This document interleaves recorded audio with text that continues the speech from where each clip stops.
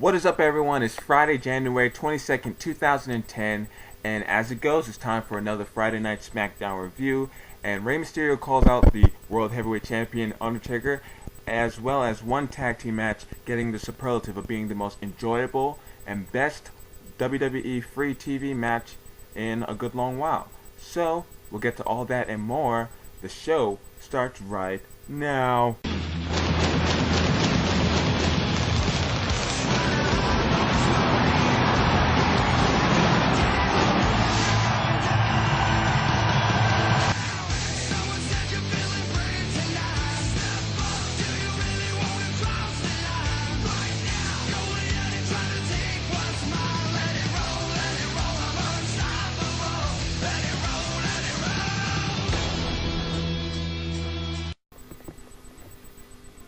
And as you guys, a lot of you guys might not have been able to watch the show because of the Help for Haiti telethon. In my area alone, it's just coming on right now. It's 10 o'clock and coming on right now. And if you're in New York, it's coming on even later. So there are a lot of areas where it's not on yet. Anyway, yeah, that's a pretty big TV, right? Okay. Anyway, I thought the show was really good. I thought there were a lot of good points and a lot of bad stuff. Well, not a lot of bad stuff, a lot of good stuff, and some stuff that wasn't as good as I wanted it to be. But it was overall a really good show. All right, let's focus the camera back on me. Right, all eyes on me. Right. All right.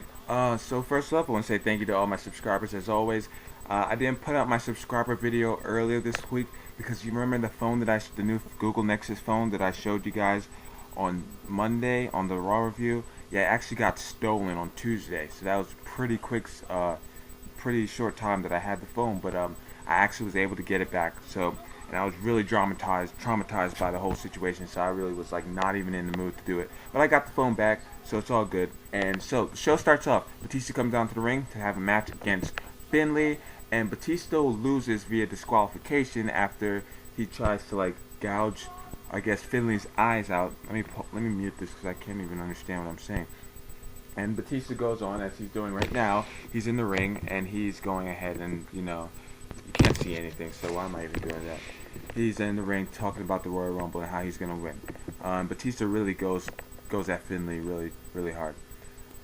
Okay, so next we have CM Punk and Luke Gallows coming for their weekly obligatory straight edge little spiel. And they, do the same thing, but luckily they start talking on their way to the ramp, so they waste no time. So, but it was still a longer segment than I would have liked. Nonetheless, they go on, and so a hyper, out of control woman comes and rushes herself at Punk and Gallows, and Gallows tells is yelling at security, "Do your job!" And they get her, and she's halfway up the ramp when CM Punk says, "Hold on." She obviously wants help, and he goes on to talk more and tell her that this is her turning point. All the while, she's looking like a crazed animal with a huge ass smile on her face. And then, shocking thing, for the first time in the past weeks, a woman gets her head shaved, and the crowd, in a very apropos, moment, starts chanting, Brittany, because Brittany shaved her head. So all the while she's getting her head shaved bald, she's smiling, big ass smile on her face. It's kind of weird that she would be smiling, but whatever. And obviously it's not a real audience member, obviously, but it's crazy nonetheless. You know what I mean? All right, then we have the match of the night, and quite possibly, not quite possibly, I'm going to go out on a limb and say this is the best match that WWE has put on free TV in a very long time. It was Chris Jericho and Drew McIntyre versus John Morrison in a handicap match set by Vicky Guerrero. Before the match even gets started, Teddy Long comes out, and he says that even though Vicky Guerrero is a consultant, she didn't consult him about this match, so John Morrison's going to get a tag partner, and his tag partner is going to be none other than the home state superstar, R-Truth, because they're in South Carolina or North Carolina, one of them. And so yeah, the whole match, it's basically Drew McIntyre and Chris Jericho going after John Morrison. Still some pretty good action until this one great DDT, which was a I don't know what Drew McIntyre was doing, but John Morrison reversed it into DDT, tagged in R-Truth. The crowd absolutely popped for R-Truth. What a great finish to the match. I thought it was an awesome match. It was just a really good match. I mean, I don't know what else to say about it. So I'm going to give it a 4 out of 5. I mean, I don't really rate all the matches, but, I thought that was an awesome match. Next, they have Layla, Team Laycool, Michelle McCool, and Layla in the ring. And they have, cake and, chips. And they're doing their Mickie James jokes the whole time. And out comes Maria, as if there's two divas are supposed to be afraid of Maria. Come on, the girl can't even wrestle. I don't know why they would even be afraid of her. But she comes out and she says, you know what, I'm getting sick of you guys making fun of Mickie James, and you guys are the one who's going to be leaving SmackDown, whether you're leaving holding hands or whether they carry them out on a stretcher. Laughably bad acting, not to mention completely unbelievable that Maria would ever even, come close to making a threat at these two divas. Nonetheless, Mickie James come out and she says this is what a real woman looks like, and quite frankly it is. She looks hot. Basically, Mickie James is the hottest diva in the WWE, hands down. Maurice is a close second. I'm just saying. Alright, and so at the end, Mickie James ends up starting a fight with Mickie James and what's her name? Mickie James and Maria. I can't even remember her name. She's so bad. Mickie James and Maria, they fight Michelle McCool and Layla. The Glamazon comes out and ends up getting the upper hand, and then Beth Phoenix, Michelle McCool and Layla, they end up humiliating Mickie James by smashing cake in her face and pouring, punch all over Mickie James.